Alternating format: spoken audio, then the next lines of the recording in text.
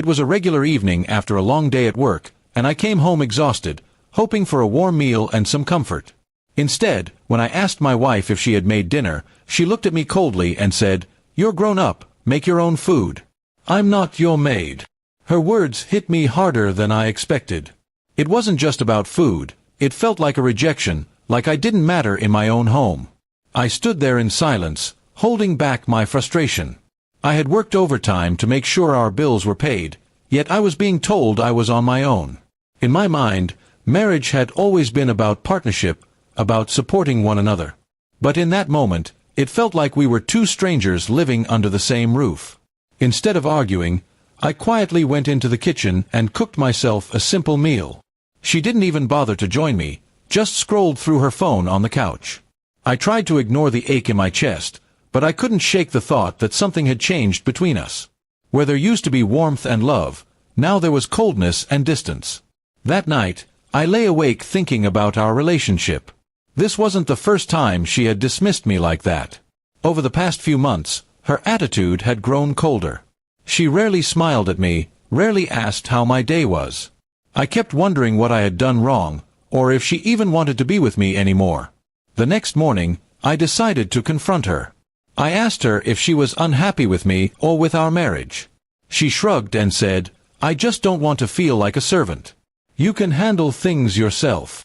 Her tone was sharp, but beneath it I sensed resentment.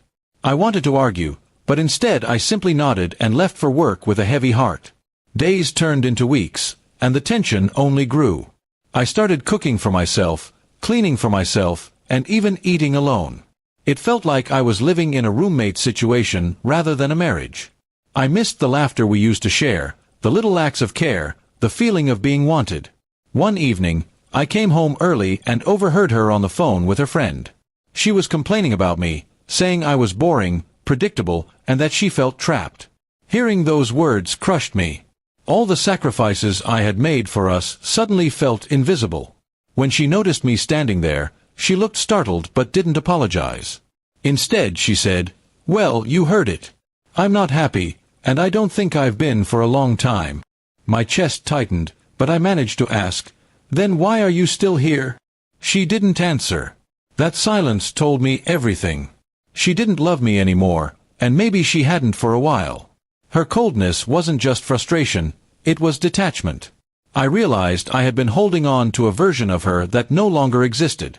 That night, I packed a bag and stayed at a hotel. I needed space to think, to breathe, to decide whether this marriage was worth saving. I had given her my loyalty, my effort, my heart, but in return I was treated like a burden. That wasn't the life I wanted. The next day, I wrote her a letter explaining how I felt. I told her that marriage was about partnership, not servitude, and that I had never expected her to be my maid. I just wanted love and companionship. I ended the letter by saying that if she no longer wanted this marriage, I was ready to let go. When she read it, she didn't fight, she didn't cry, she just said, "Maybe it's for the best." That confirmed my decision. I filed for divorce, choosing my peace over constant coldness. It hurt to walk away from someone I had once loved deeply, but I realized that love without respect and care is empty. Her words, "I'm not your maid," had been the start of the truth unraveling. And while it was painful, it set me free to find a life where warmth and respect could exist again. Months after the divorce, I had started to rebuild my life. I focused on myself, worked harder, and even found peace in small things. One evening, out of nowhere, my ex-wife called me. Her voice was shaky as she said, "I didn't realize what I had until it was gone. I thought you were just demanding, but you only ever wanted love. I regret pushing you away." I listened quietly, but the truth was, her words came too late. The love I once had for her had been buried under all the coldness and neglect. She admitted that she missed the stability, the care, and the loyalty I gave her, and that no one else treated her the way I did. For the first time, she realized I wasn't asking for a maid, I was asking for a partner. I told her calmly, "I hope you find peace, but I can't go back to living like that." Her regret was real, but it was her burden to carry.